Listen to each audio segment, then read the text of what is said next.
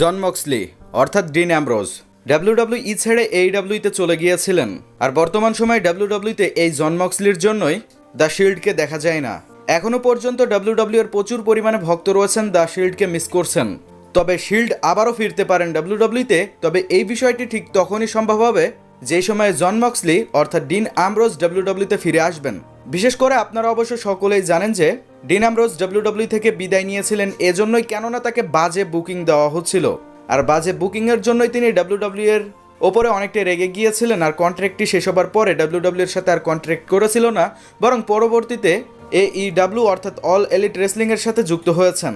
আর যুক্ত হবার পর থেকেই তিনি অসাধারণ পুশ পেয়েছিলেন, অল এলিট রেসলিং চ্যাম্পিয়ন হয়েছিলেন, অনেক বড় বড় হার্ডকোর ম্যাচ আমাদেরকে উপহার দিয়েছেন। তবে বর্তমান সময়ে AEWতে তেমন ভালো কোনো পুশ পাচ্ছে না জন মক্সলি। আপাতত মিড কার্ডে ফেলে রাখা হয়েছে জন মক্সলিকে।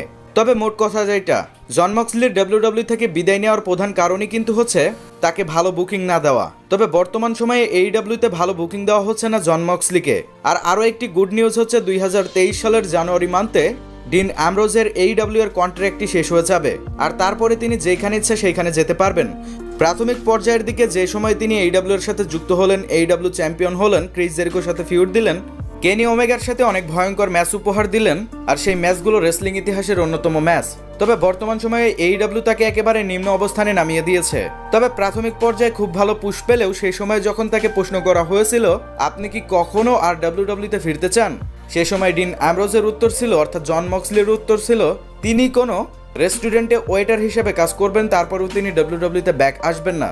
তবে রিসেন্ট সময়ে বাজে পুশ পাবার পরে তাকে যখন প্রশ্ন করা হয়েছিল সেই সময় জন মক্সলি তিনি পজিটিভ উত্তর দিয়েছেন, কেননা তিনি সেখানে বলেছেন যে কোনো সময় যে কোনো বিষয় ঘটতে পারে।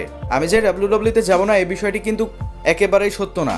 মানুষের জীবনে কখন কি ঘটে যায় সে বিষয়টি আসলে বলা মুশকিল।